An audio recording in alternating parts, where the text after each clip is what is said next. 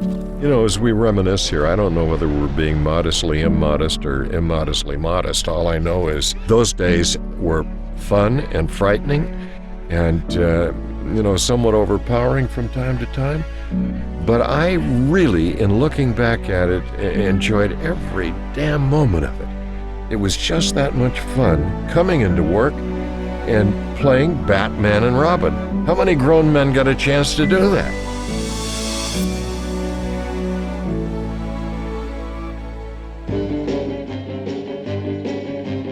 Even if you've never seen the 1966 Batman TV show, you likely know its tropes and quirks. The bams, pows, and zonks that flash across the screen, the meticulous labeling of every single object and henchman, the holy, holy, holies Batman. Holy liftoff. Holy hydraulics. Holy showcase. And of course, the Batusi.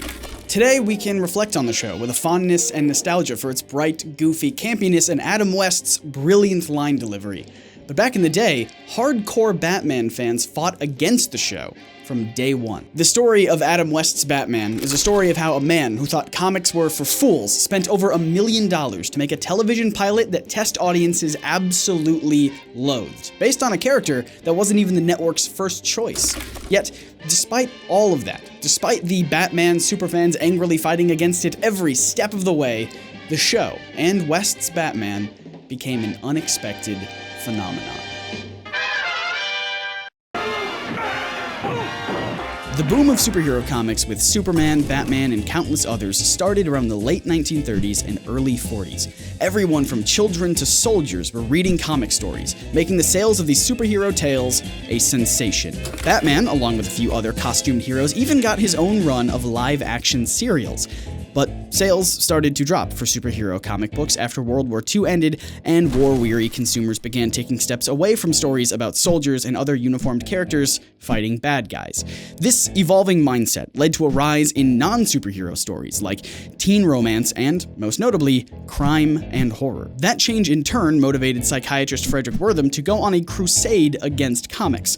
As Batman and Robin were two juggernauts in the industry at this time, Wortham called them out by name in his book Seduction of the Innocent. And while there is a misconception that Wortham outright called the dynamic duo gay, what he actually said was that their comics were filled with homosexual imagery, which, in his eyes, made young, impressionable children question their own sexuality, which, yeah, I suppose isn't exactly a better defense for the man. Either way, the comics industry was spooked enough to start harshly self-policing with strict guidelines known as the Comics Code Authority. I made a whole video about it years ago that you can watch after this if you like. Fortunately, Batman and Robin were resilient and survived the change in the industry, but just barely. Comic sales for superhero stories simply weren't what they once were. Despite comic book fanzines like Batmania popping up to enforce the idea that comics were artful literature that could be subject to critical analysis and discussion, there was a looming threat that DC would cancel Batman and Robin stories if sales continued to underperform. While comic book Batman was busy recovering from the damage Wortham had inflicted, his 1943 serials experienced a major revival. The Playboy Theater in Chicago began airing chapters daily in 1965, and they became increasingly popular. But not for reasons hardcore comic book Batman fans would ever appreciate. You see, the serials, when being produced, were intended to be serious action flicks honoring the character. But when they were seen again by audiences of the 60s, it became clear that that sentiment didn't exactly translate well. They were selling out because viewers found them funny. Because of this, many people falsely believe that these serial revivals directly caused the creation of the Adam West Batman TV show, but that is not at all the case. At least 3 months before the Playboy Theater began airing these, ABC executives had already started creating the show behind the scenes. Just as comic book audience had lost their taste for war, so too had television audiences. So much so that networks were now on the hunt for fantastical escapist family shows that could be enjoyed by both children and adults together. This format led to shows like The Addams Family, The Munsters, Gilligan's Island, etc. One of these networks, ABC, was struggling with this transition and needed a new hit show to save it from collapse. Searching for a high-concept property, they turned to comic books and conducted a survey to see which characters their audience was interested in. The number one character to top the charts was Superman, obviously. Unfortunately, the rights to The Man of Steel were already taken by a musical called It's a Bird, It's a Plane, It's Superman. Hi there, America and friendly nations everywhere. Glad we could get together. This is a clip from the 1975 version. It and the original cast recording with Bob Holliday are absolutely worth your time. Links in the description. Sow with Super!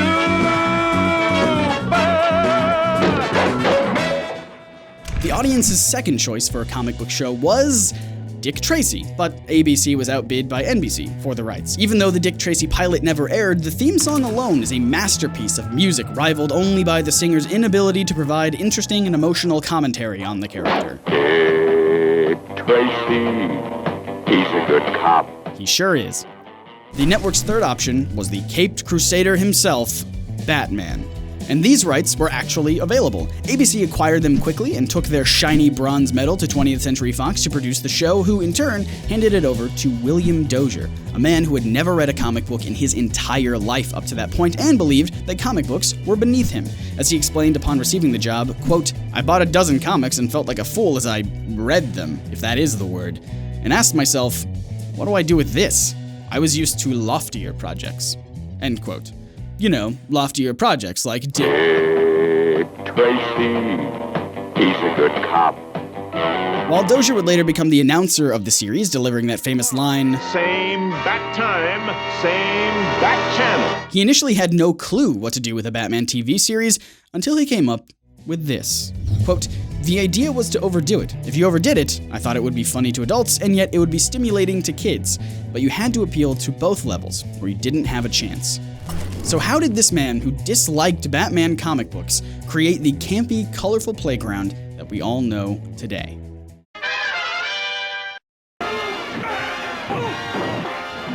You know, our show was the first of its kind. In fact, remember when William Dozier said that he'd rather be an innovator than an imitator? As Dozier began to formulate the series, he brought on Lorenzo Semple Jr. to write the pilot episode. Semple Jr. made the peculiar choice to not just simply adapt the Batman comics into a television show, but to translate them as literally as possible. Plot points and dialogue were changed, of course, but the style of the comics were brought into the show wholesale. There were visual sound effects on every action scene, labels on every prop, button, lever, and even henchman. The drinking water dispenser is clearly marked.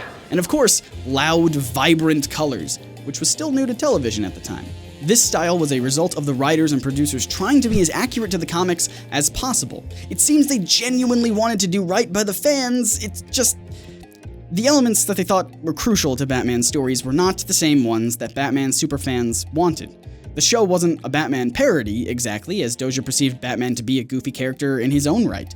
The show's creators preferred, then, to embrace the silliness that they saw in Batman. And embrace it, they did. One inescapable buzzword that pops up when discussing the show is camp. While many people smarter than myself could go into the exact nuanced definition of camp, for our purposes, it can be summarized as so bad it's good. Or, as author Glenn Weldon in his book The Caped Crusade more poetically put it, it treats the grave as frivolous and the frivolous as grave. Batman would stop to warn Robin about making sure to pay for parking to help the city build better roads, but still make a pun at the expense of someone's death. What a terrible way to go. The problem was, for this idea to work, they desperately needed an actor who could pull it off. As associate producer Charles Fitzsimmons explains, quote, "It was a tough search for actors because you had to find an actor who was prepared to play Alice in Wonderland as though it were Hamlet." End quote. At the time, Adam West had been working in Hollywood for 6 years, and when Batman showrunners saw him in this Nestle commercial, they knew they had to bring him in for screen tests. It was clear that he had the talent to deliver that quirky, deadpan humor they needed for their Batman. Similarly, it was clear that a young Burton Jervis, who would later change his name to Burt Ward, had the youthful enthusiasm and all-American look that was perfect for Batman's sidekick, Robin. At the request of the network, Dozier also screen tested 2 other actors for the role, Lyle Wagner and Peter Dial. Dial was a fine boy wonder, although his voice was a bit abrasive. When it's 2 to 2. 2, 2, 2. The biggest difference was in the comparison of West and Wagner.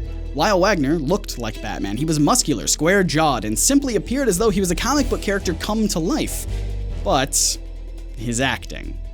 He was stiff. He delivered his lines in the safest, most boring way imaginable. Right you are. Then there was Adam West. Not only did he instantly grasp the comedy of it, he knew how to act using his voice and body language to make up for the fact that half of his face would be covered by a mask most of the time. His performance was anything but safe. Right you are. His voice effortlessly glided through a vast range of speeds and volumes, and when he called someone old chum, it felt like the highest praise one could possibly receive. You've done it, chum. After comparing both sets of actors, Ward and West came out on top as the best match for the job, being officially signed on to the series on September 21st, 1965. When we walked out the first day, you just kind of took a deep breath and thought, what's that crew going to think of me? This guy walking around in tights. But it's a funny thing. You walk out on the set, and the lighting's there, and they're setting up, and they look at you, and suddenly these grown men are believing that you're Batman and Robin.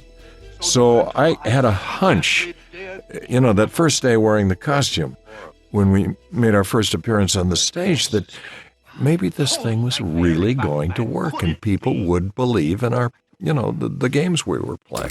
By the end of production, Dozier had spent an unprecedented $800,000 on the Batcave set alone, and an additional $400,000 to film the pilot episode. With all this capital invested in the show, ABC was hoping for a success. So imagine their horror when early test screenings of the series came back with the worst scores in the history of the network. Batman was looking like a $1 million failure. It was the lowest rating they had ever had on anything. Now, had they not already bought the show, ABC, it would never have gone on the air. But air it they did, and it instantly became the sensation no one saw coming. Batman was a smash hit. Families around the country were gathering together twice a week to watch the dynamic duo hilariously foil over-the-top schemes from iconic villains like the Riddler, Catwoman, the Penguin, and of course, a vaguely mustachioed Joker.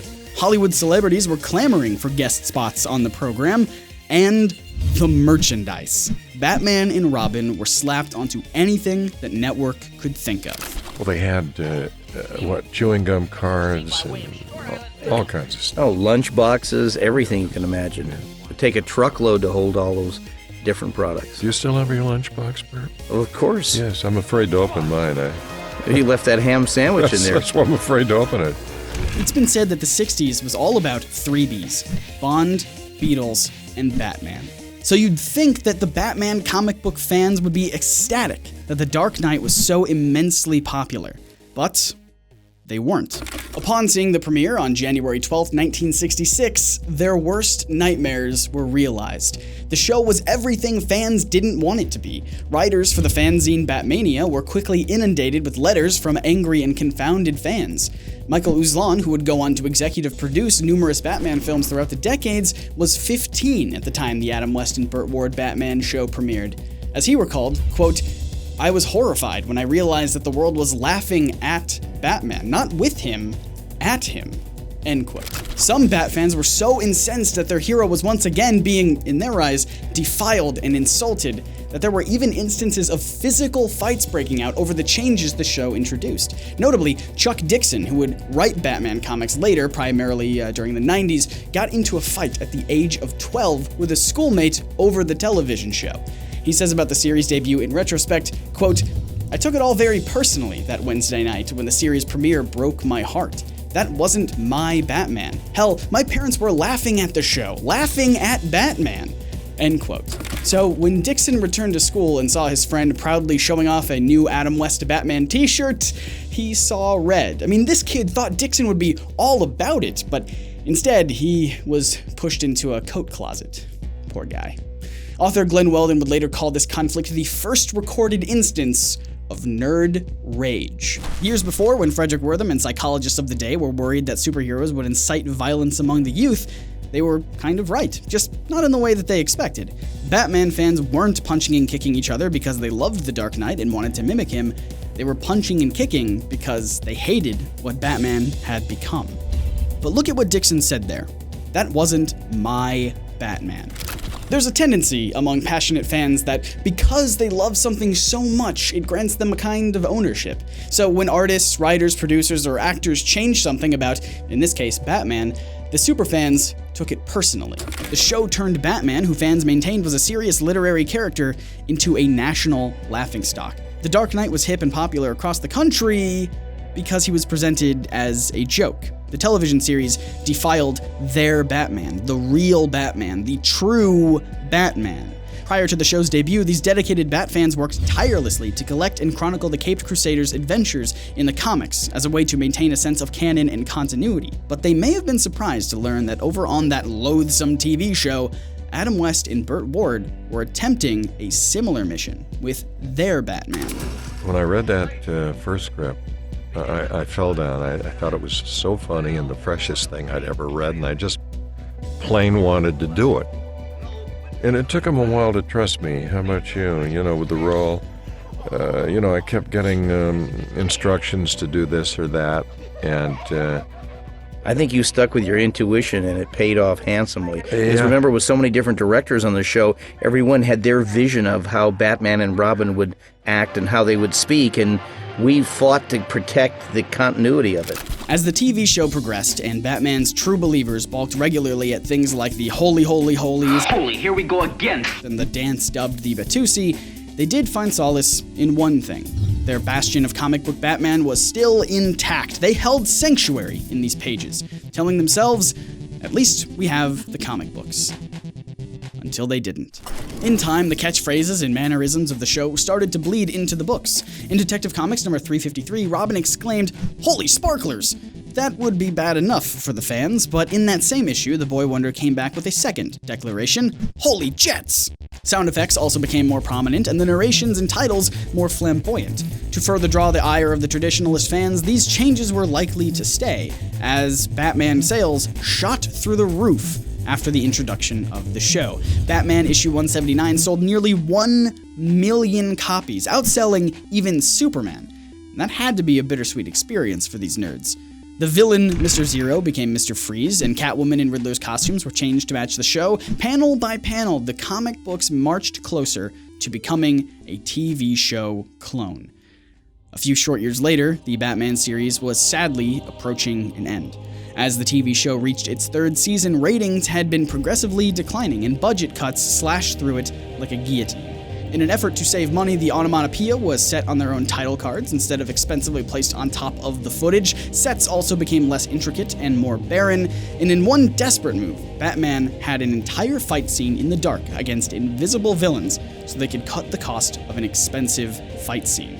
In an attempt to recover from all of these downturns, showrunners created a fresh new hero of their own design, a woman who would hopefully breathe new life into the series, Barbara Gordon as Batgirl. Unfortunately, Batgirl and continuing budget cuts only added further complications to the show. West and Ward had difficulties working with a new leading hero, and the writers became so occupied with working in lines for the show's many different characters that there was not enough airtime to develop the engaging stories and zany one-liners that used to hook viewers to the screen. There was talk of a fourth season being picked up by another network with an even smaller budget. The focus would be on Batman and Batgirl, with Burt Ward's Robin likely being fired from the show. But the expensive Batcave set was dismantled, and the proposed fourth season budget wouldn't be able to rebuild it. It was the final bat nail in the bat coffin. Batman was canceled after 3 seasons and 120 episodes, with its last episode airing on March 14th, 1968. Fortunately for all of us now, though this may have been the end of the show, it wasn't the end for Adam West's Batman. Reruns of Batman and Robin's adventures were put out across different stations, which lasted until the early 1970s. Then, with the launch of the new Batman film in 1989, starring Michael Keaton as Batman, the 1960 series was brought back to many TV screens to fit around the release. And of course, even today, around 50 years later, the series is repeated across many channels and streaming services around the world. Adam West's Batman spanned multiple generations of nerds. Parents would watch it with their kids, and those kids would grow up and watch the show with their own children.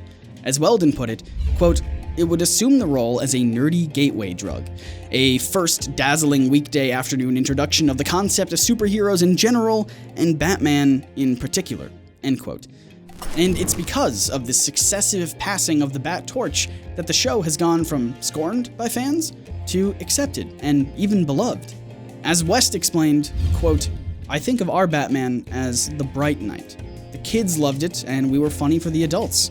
And that was our intention. If you play it that way, the show stays fresh and always kind of spinning out there in its own little world." End quote. Love the show or hate it, the fact remains that without Adam West's portrayal as the Camp Crusader, we wouldn't have Batman in any form today. The show saved Batman comics by introducing a goofier side to the character, and when audiences got sick of that, it caused almost every successive Batman comic, movie, TV show, and video game to date to rebel against the show's bright nature to prove that the Dark Knight is, well, dark. Of course, it doesn't exactly help that the Lego Batman movie is the second best Batman movie ever made. Fight me. I like to fight around. While the character of Batman was labeled for years as goofy after the TV show, Adam West and Burt Ward were themselves labeled as the dynamic duo for the rest of their careers. At first, it understandably bothered them that they were unable to fully shake the roles that defined them. But as the years passed, they grew not only to accept it, but to appreciate it. The two have reprised their characters in cartoons and have even parodied themselves in other voice acting roles. As Batman and Robin, they were eager to make appearances at charity events and even inspire young children with their superhero personas. Even after his death, Adam West continues to be an inspiration as an actor, as a person, and as Batman. It became a classic, and it's fun to be part of a classic. I mean, how many actors get to be part of a classic, right, Bert? Very few. That's right, so, you know. Ageless and timeless, that's what you are, Adam.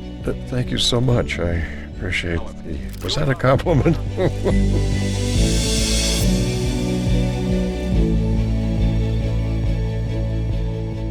Thank you guys so much for watching this video. I know we're a little bit late on this whole thing, but we wanted to take our time and do it right, and I really hope you enjoyed it. And out of respect for Adam West, we're not putting ads on this video at all. It just doesn't feel right to me, but I do want to give a huge thanks to our patrons who support these videos that we make every week here at NerdSync. You guys are the reason why we can do that. You guys are the reason why we can disable the ads. And if you're interested in supporting NerdSync, you can go to patreon.com/NerdSync. It'll be the first link in the description down below. And I especially want to give a shout out to Mike Harville, Christopher Lang, Patrick Cattery, Alberto Ramirez, Elizabeth Monsell, Austin Rogers, and the rest of the wonderful nerds who support us over there. Once again, thank you so much for watching. My name is Scott, reminding you to read between the panels and grow smarter through comics. See ya.